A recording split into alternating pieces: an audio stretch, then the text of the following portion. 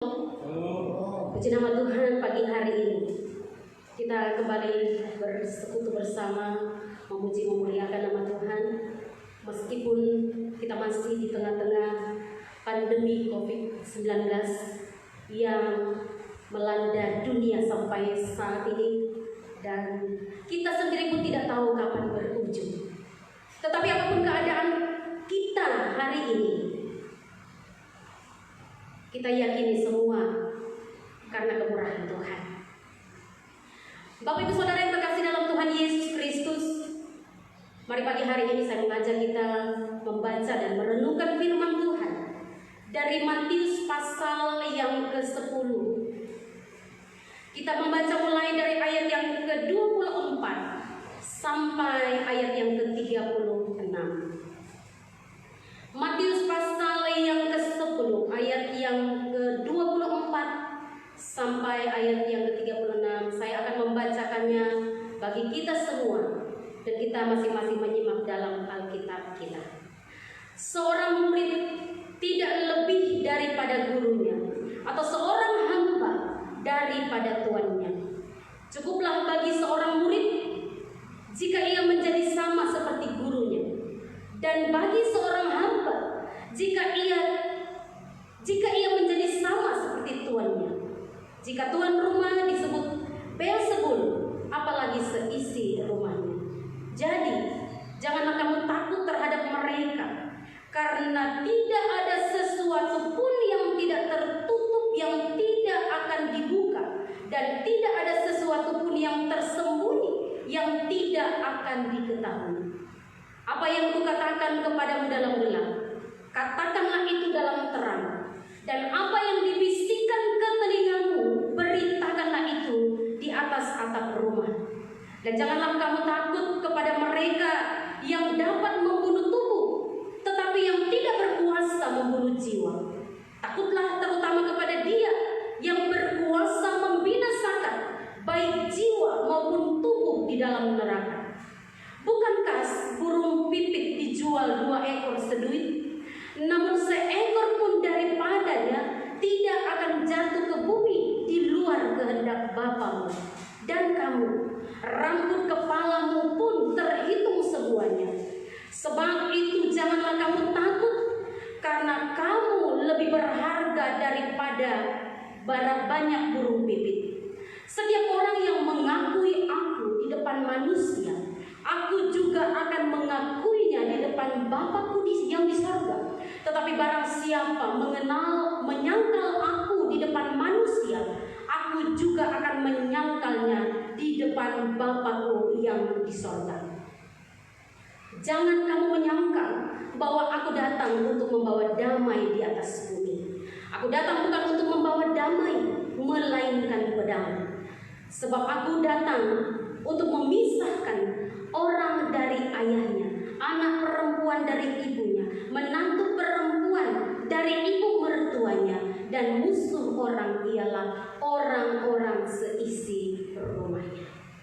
Bapak Ibu Saudara yang terkasih dalam Tuhan Yesus Kristus, hari ini dalam tema perenungan firman Tuhan, yaitu mengikuti Yesus keputusanku.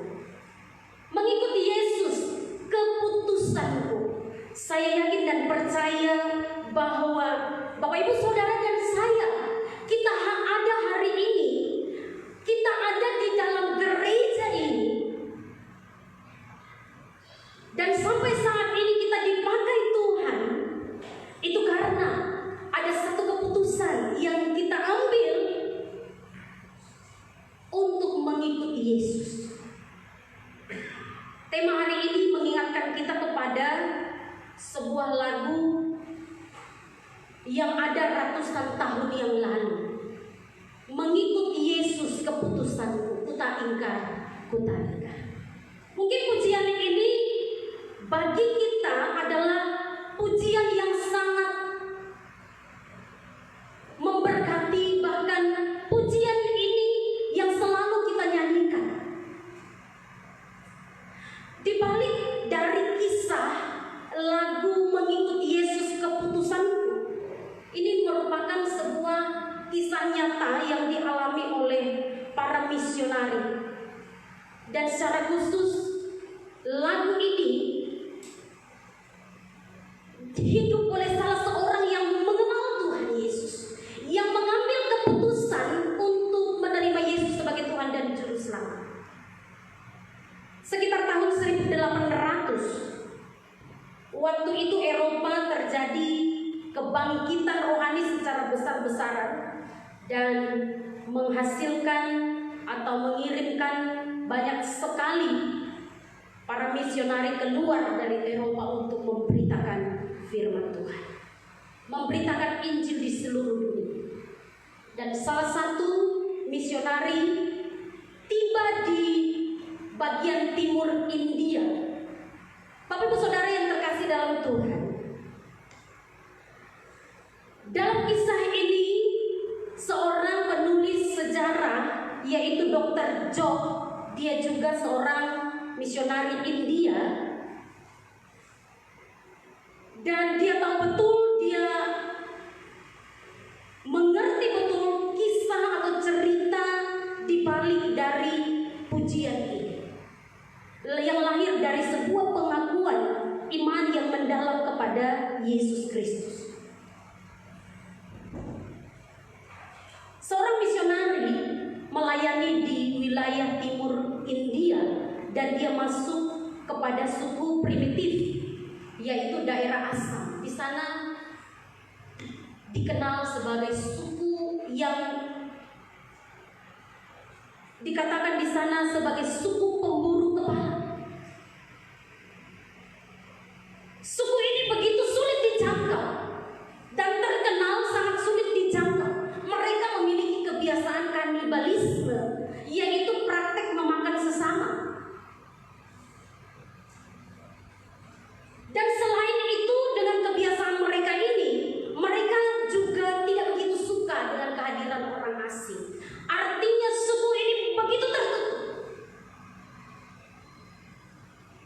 Orang-orang tradisi orang-orang Assam secara khusus bagi laki-laki, mereka memiliki tradisi yang mengerikan, yaitu mereka merasa status sosial mereka itu merasa dipandang, terpandang, dan merasa mereka menjadi mampu untuk sebagai pelindung keluarga dan memiliki harga diri, dihormati di kalangan suku mereka.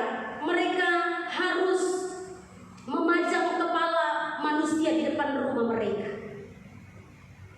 Jadi berlomba-lomba mereka memburu kepala manusia, dan itu menjadi kehormatan bagi mereka ketika mereka menyusunnya di depan rumah mereka. Beda kalau di Toraja ada tanduk tedong, ya, bersusun-susun di tonggonan, ya. Tetapi ini berbeda, bahwa ini mereka memburu kepala manusia. Bapak Ibu Saudara yang terkasih dalam Tuhan, dalam kebengisan dan budaya yang keji ini datang misionari, hadirlah misionari untuk membawa Injil di tengah-tengah mereka. Apa yang terjadi dan bisa kita bayangkan apa yang mereka alami.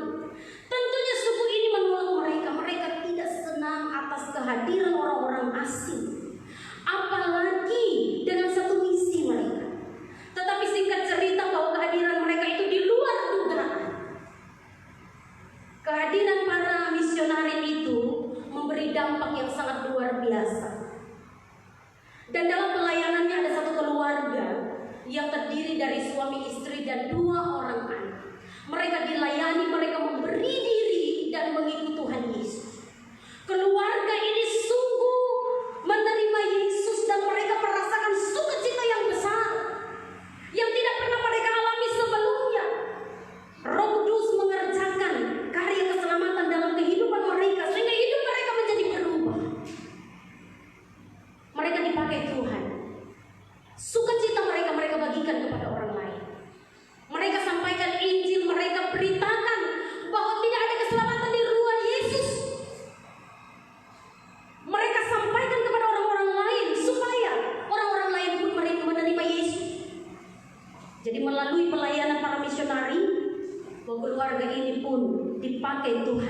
sebagai misionari lokal di suku itu.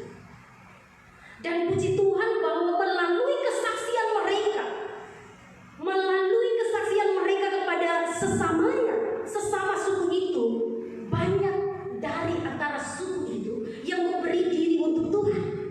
Mereka memberi diri kepada Yesus Kristus dan menjadi percaya. Lalu dengan berita yang sudah semakin luas, yang sudah semakin menyebar, kepala suku mendengar bahwa warganya sudah mulai ada ajaran baru, pemahaman baru, dan mulai perlahan-lahan mereka meninggalkan tradisi itu. Ya. Tradisi kanibalisme itu mulai perlahan-lahan mereka lupakan. Yang tadinya mereka membenci, mereka bengis, sekarang mereka jadi mengasihi sesamanya. Dan hal ini membuat murka dari kepala suku itu. Dan apa yang terjadi? Dia memerintahkan supaya mereka yang percaya kepada Tuhan Yesus itu, terutama keluarga itu, ya, keluarga yang dikatakan di sana keluarga ini bernama keluarga Nokseng. Keluarga Nokseng ini mereka dipanggil sekeluarga, diperhadapkan di depan umum, mereka diadili oleh kepala suku dan juga masa di suku itu. Mereka mengadili oleh karena imannya kepada Yesus Kristus. Kepala suku ini katakan kepada Nokseng sebagai kepala keluarga. Dia katakan bahwa supaya kamu selamat, kamu, istrimu, juga kedua anakmu, maka hari ini juga tinggalkan imanmu. Jangan lagi engkau menyembah Yesus Kristus sebagai juru selamat. Tetapi keluarga ini, Bapak Nokseng bersama dengan keluarga, ketika mereka mengambil keputusan di hadapan Tuhan, lahir sebuah keputusan hati, dan ini menjadi nyanyian hati dalam keluarga ini. Bahwa dikatakan di sana bahwa aku telah memutuskan untuk mengikuti Yesus, aku tidak akan berpaling darinya. Dan ini merupakan nyanyian hati yang keluar dari dalam dirinya, bahwa sekali dia menerima Yesus, dia tidak akan pernah berpaling dari Yesus. Waktu ditanyakan oleh kepala suku itu bahwa dia harus menyangkal imannya, jika kamu tidak menyangkal imanmu, maka anakmu akan mati. Ini adalah tawaran pertama yang dikatakan untuk Pak Nokseng. Tetapi dengan keyakinannya, dia tahu bahwa mereka sekarang bukan beda hati, beda pemahaman, beda tujuan hidupnya, tetapi mereka ketika mengenal Tuhan, mereka menjadi satu. Mereka satu hati, satu tujuan. Oh, hidup saat ini dan hidup nantinya adalah untuk Tuhan. Sehingga kepala keluarga ini, dia menjawab kepala suku itu. Dia katakan bahwa aku telah memutuskan untuk mengikuti Yesus. Aku tidak akan berpaling. Dan seketika itu juga anaknya dibunuh dan mereka berdua mati seketika. Sebagai seorang manusia melihat sebuah peristiwa atau hal yang terjadi ini, itu amat sakit, amat mengerikan. Tetapi oleh karena keyakinannya kepada Allah, dia tidak lagi memikirkan dirinya sendiri. Dia tidak memikirkan haknya di dunia ini, tetapi dia hanya memikirkan haknya di sorga, bahwa ada jaminan baginya.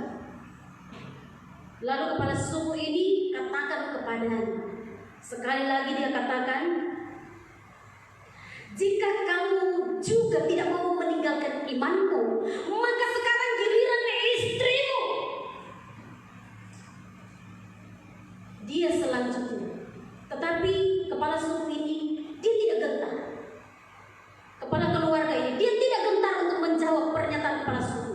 Pak Nokseng dia tidak gentar, tetapi dia katakan kepada kepala suku itu, bahkan juga kepada semua orang yang ada di situ, dia katakan bahwa sekalipun tidak ada yang mau pergi bersamaku, aku tidak akan berpaling. Aku tidak akan berpaling walaupun aku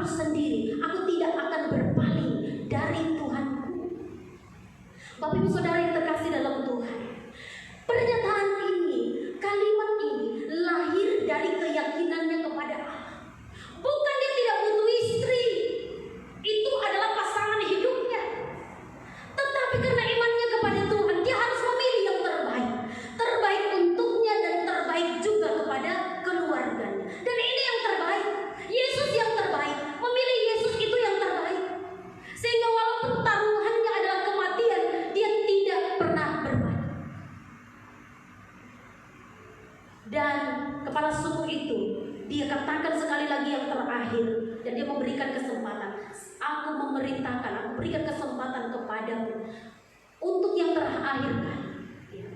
Pada waktu dia menjawab itu, dan istrinya pun dibunuh hingga mati, dan tinggal dia sendiri, dan imannya juga dipertaruhkan. Tetapi waktu dia ditanyakan yang terakhir kali, dan dia diberikan kesempatan untuk sekali lagi menyatakan, engkau mau meninggalkan imanmu atau tidak, atau engkau mau mengikuti Yesus Tuhanmu itu.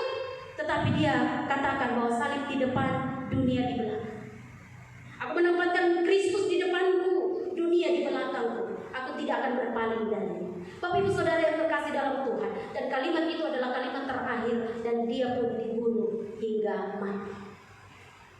Bapak Ibu Saudara yang terkasih dalam Tuhan, tetapi melalui peristiwa ini, melalui kesaksian ini, ternyata kematian keluarga ini, salah satu keluarga ini, memberi dampak yang sangat besar. Kepala suku ini dia begitu penasaran apa yang membuat mereka begitu kuat. Kekuatan supranatural apa dalam diri mereka? Kekuatannya apa yang dimiliki oleh Tuhan mereka itu sehingga mereka mau mati untuk dia? Keluarga ini mereka mau mati sekeluarganya untuk dia. Apa yang terjadi di sana? Dan rasa penasarannya ini membawa dia untuk dapat membuka hati untuk mendengarkan Injil Yesus Kristus. Dan singkat cerita bahwa kepala suku itu, dia pun menyatakan imannya kepada Yesus Kristus. Bukan hanya dia yang memberi diri kepada Yesus Kristus. Melalui perenungannya dia memahami bahwa hidup ini fana.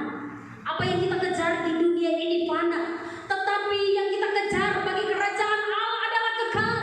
Oleh karenanya dia memanggil semua sukunya, semua masyarakatnya, semua warganya, dan dia beserta dengan warganya. Mereka bersama-sama mengambil keputusan untuk mengikuti Yesus.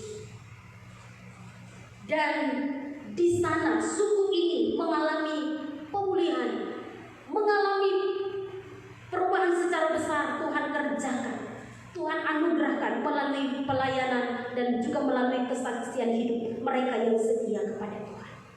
Bapak Ibu Saudara yang terkasih dalam Tuhan Yesus Kristus, dan pujian ini terus-menerus dinyanyikan, digubah menjadi sebuah nada, sebuah lirik pujian yang indah, dan pujian ini terus dinyanyikan bahwa mengikuti Yesus keputusanku, kutak ingkar.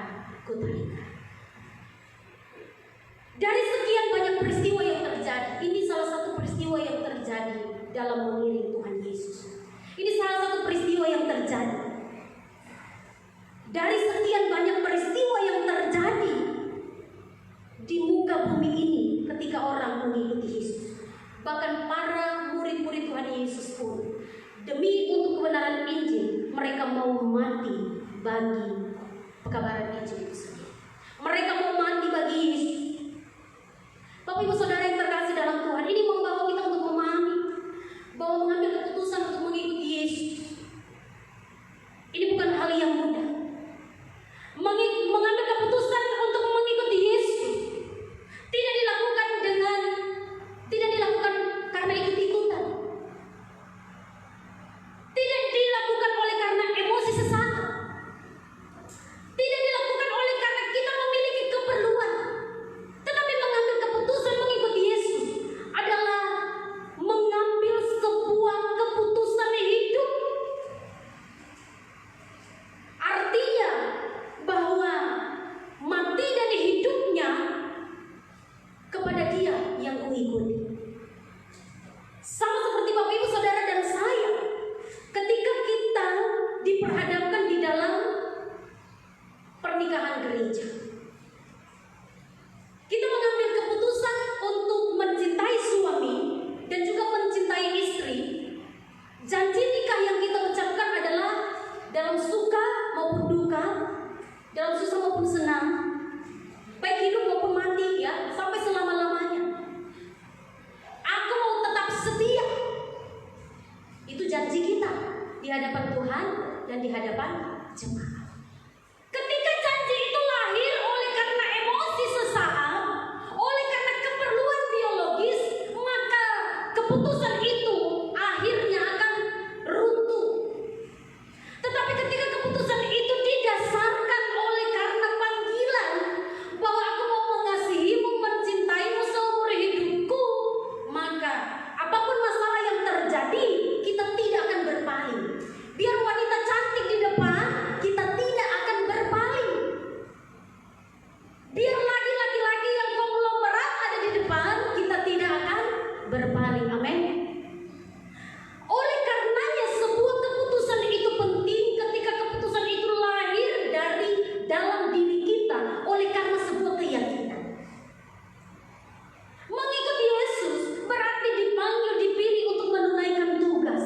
Tugas untuk memberitakan Injil Kerajaan Allah, menyatakan kebenaran di dalam Yesus. Orang percaya dipanggil bukan untuk berdiam diri, menunggu suatu perubahan terjadi, menunggu suatu mujizat terjadi, tetapi dia harus menyerahkan dirinya secara total kepada Tuhan untuk Tuhan pakai, untuk disempurnakan oleh Allah itu sendiri.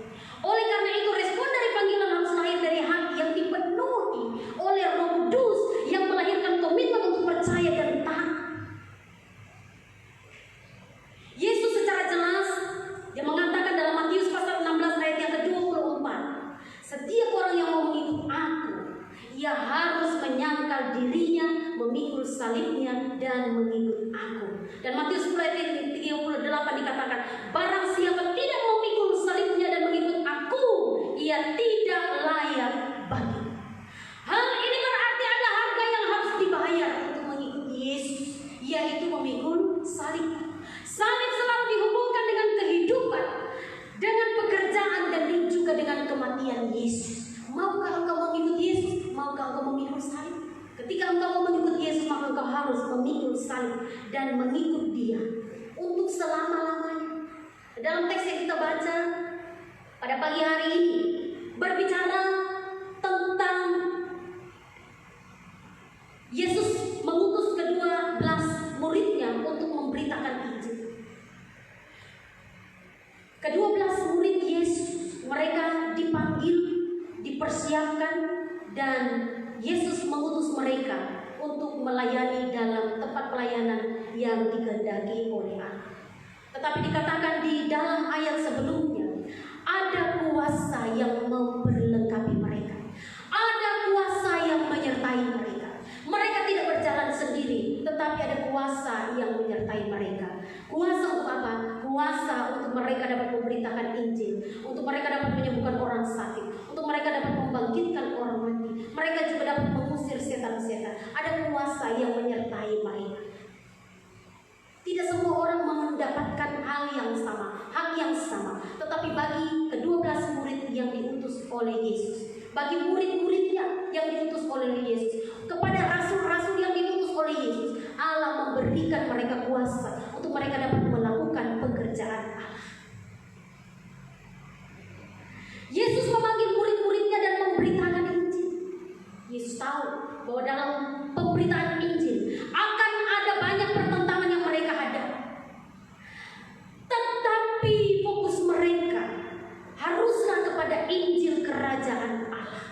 Fokus hidup mereka haruslah kepada kesaksian tentang Yesus. Yesus mengutus mereka memberitakan Injil Yesus Kristus. Di sana ada orang yang akan mendengarkan mereka, tetapi di sana juga ada orang yang tidak mendengarkan mereka. Itu artinya mereka bukan hanya menolak yang memberitakan, tetapi mereka menolak Injil itu sendiri. Akan ada banyak pertentangan, akan ada banyak orang yang menentang mereka. Mereka dipersiapkan untuk menghadapi dan juga mengatasi masalah-masalah, ya, masalah-masalah yang terjadi, dan juga mereka menghadapi orang-orang yang menolak mereka. Ini bukan hal yang mudah, ini bukan perkara yang mudah. Oleh karena itu mengambil keputusan untuk mengikuti Yesus dan mengambil keputusan untuk ada dalam pekerjaan Tuhan adalah mengambil keputusan untuk dapat melakukan apa yang bukan kehendak diri, tetapi apa yang merupakan kehendak Allah.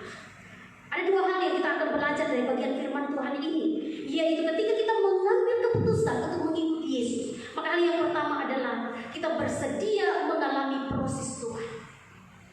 Proses apa yang dikerjakan oleh Tuhan menjadi sama seperti Yesus hidup.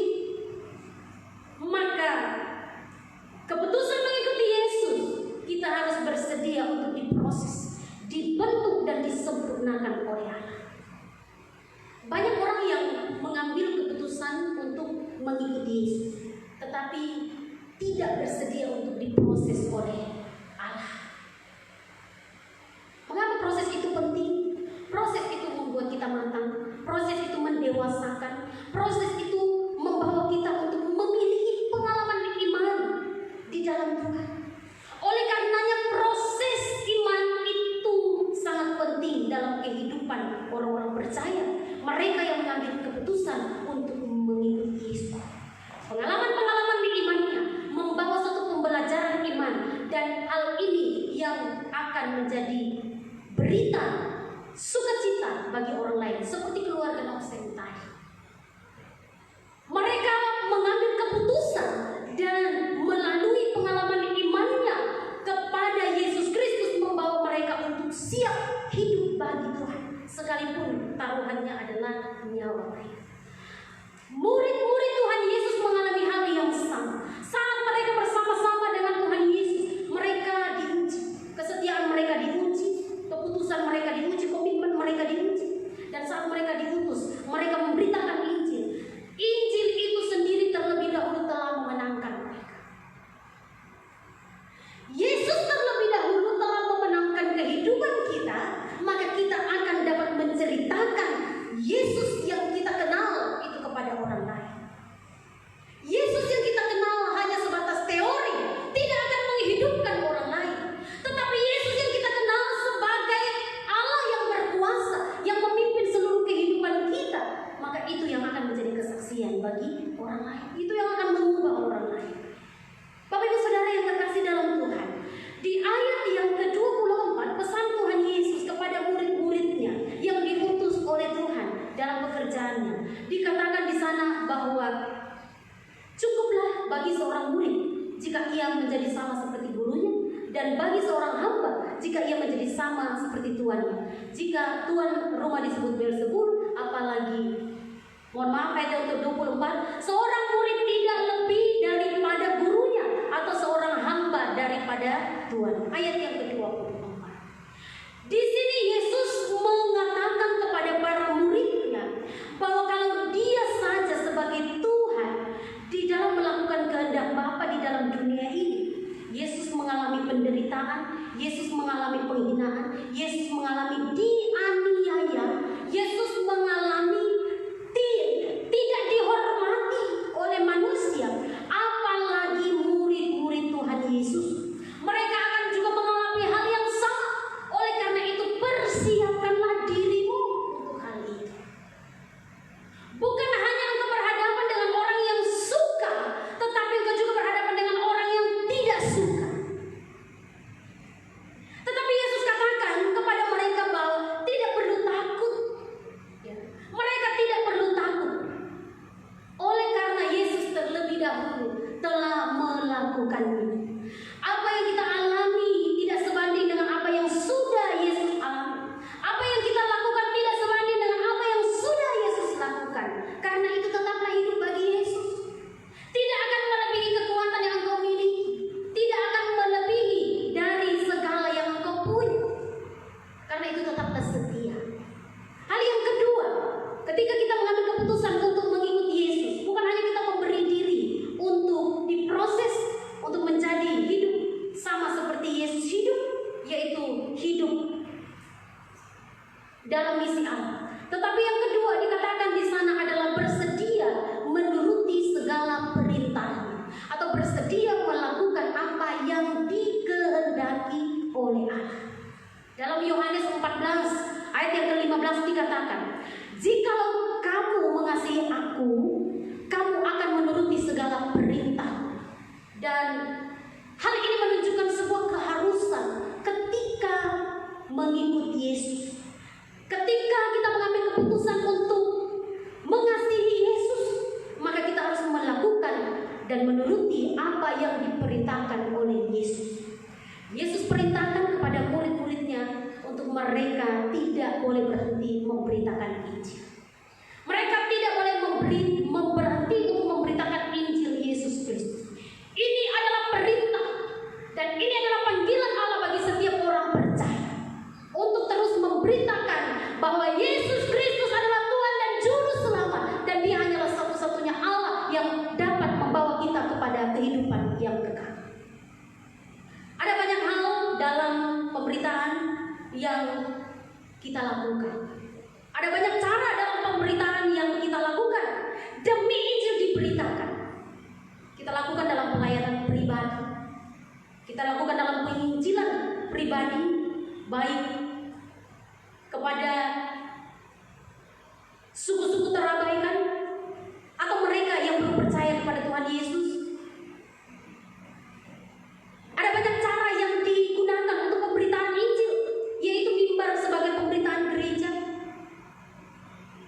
Kegiatan-kegiatan rohani yang dilakukan gereja mengumpulkan orang-orang untuk dapat mendengarkan firman Tuhan.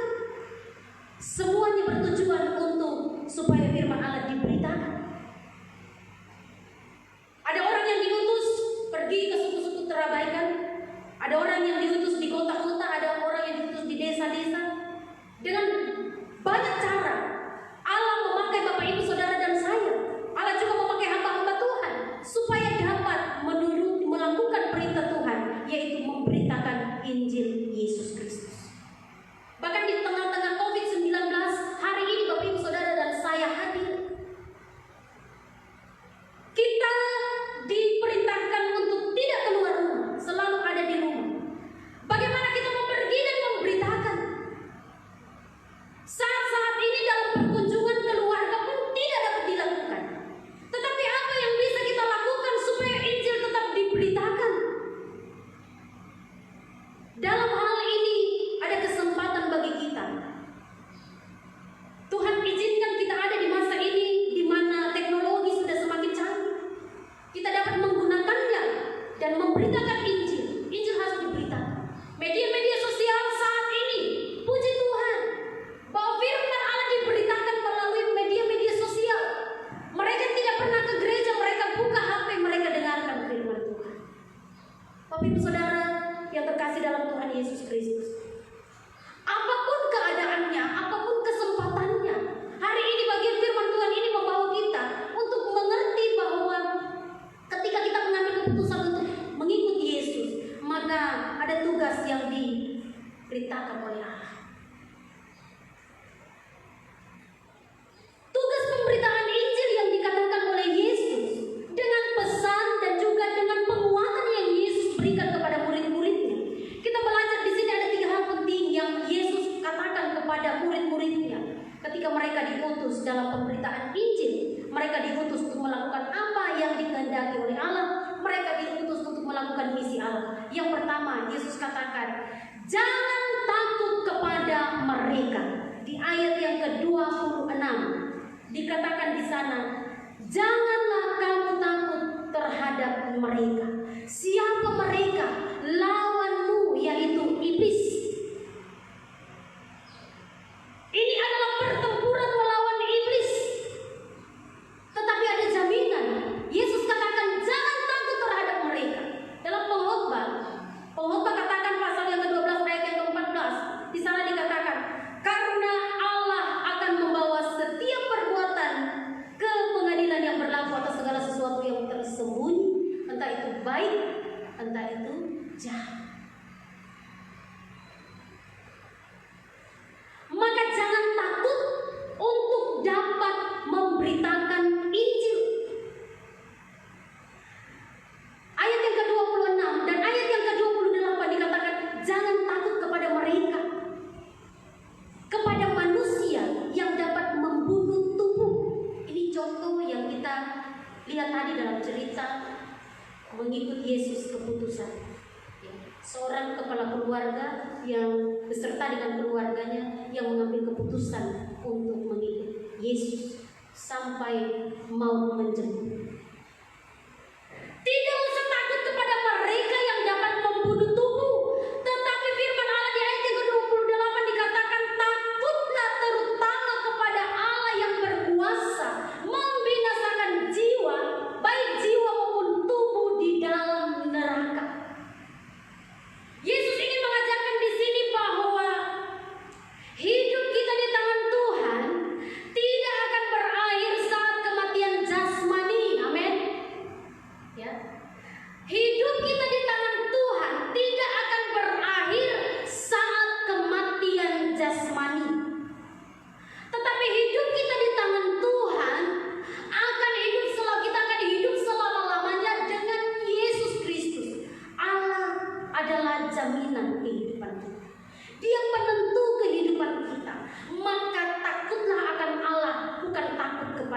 manusia.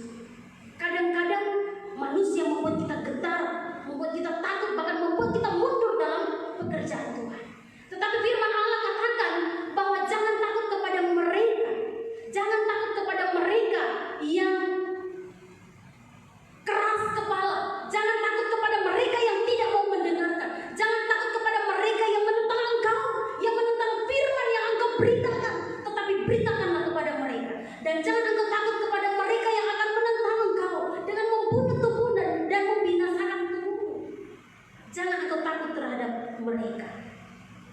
Dan ayat yang ke-31 dan dikatakan di sana bahwa jangan kamu takut karena kamu lebih berharga. Ayat yang ke-31, Allah terlalu menghargai kita sehingga Dia tidak pernah jauh dari kehidupan kita.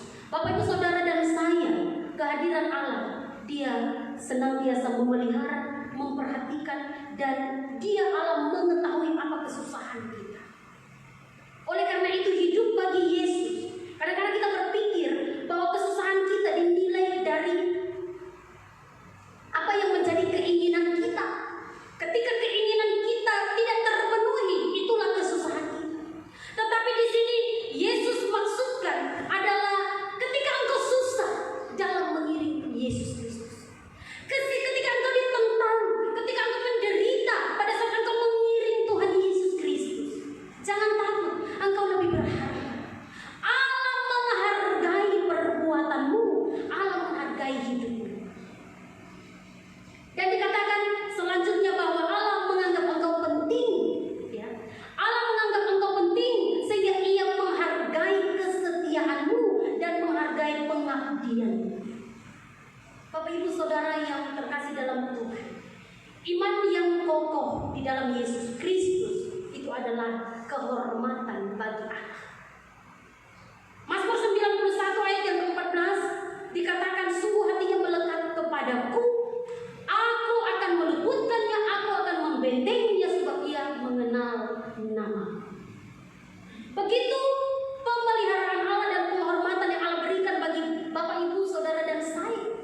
Kita yang meresponi panggilan Allah, Allah meluputkannya. Bahkan dikatakan di sana yang kedua, dia katakan bukan hanya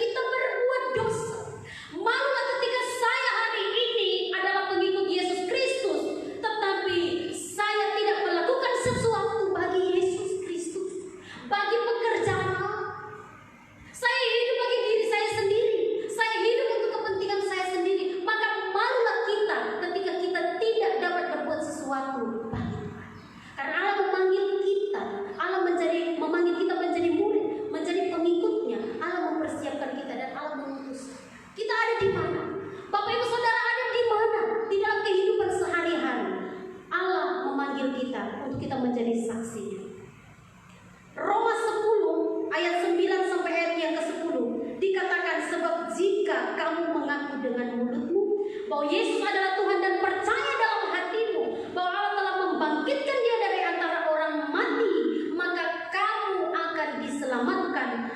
Karena dengan hati orang percaya dibenarkan dan dengan mulut orang mengaku akan diselamatkan.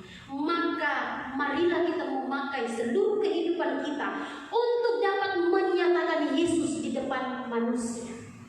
Banyak cara kita dapat melakukannya, melalui kesaksian dan juga pemberitaan kita, menceritakan tentang Yesus di hadapan manusia.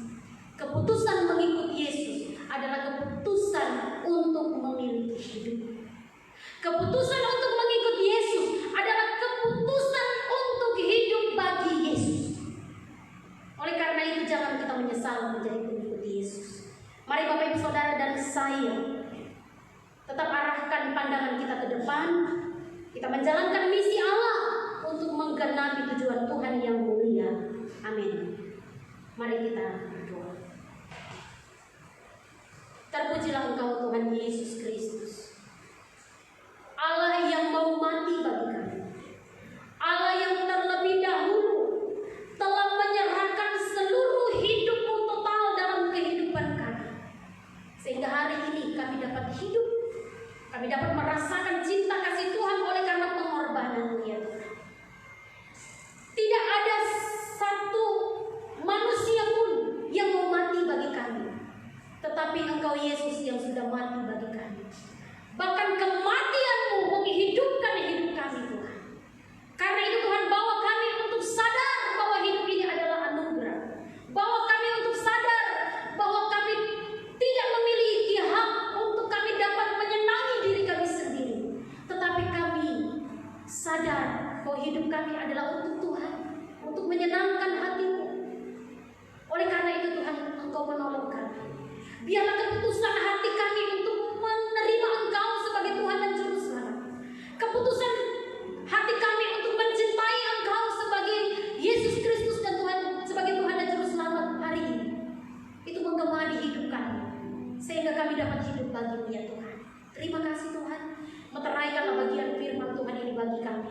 Tolong kami menjadi pekerjaan-Mu, melakukan karya-karya ajaib yang Tuhan sudah buat dalam hidup kami. Di dalam nama Yesus kami berdoa, haleluya, amin.